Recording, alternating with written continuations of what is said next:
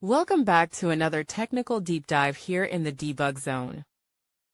Today we're tackling a big question and breaking it down with insights from other users. Hopefully this clears up some misconceptions and helps you get the answer you need.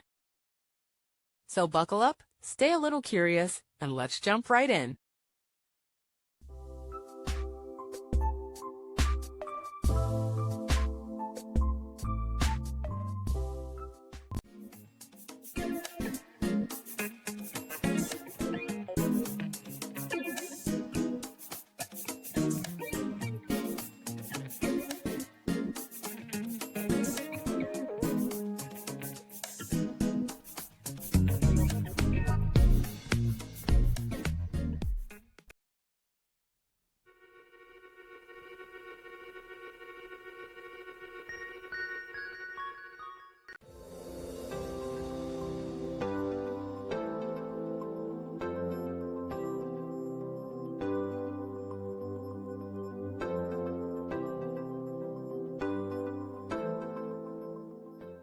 And that's a wrap.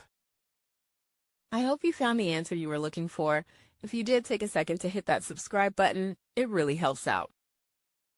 And let me know in the comments which solution worked best for you. See you next time in the debug zone.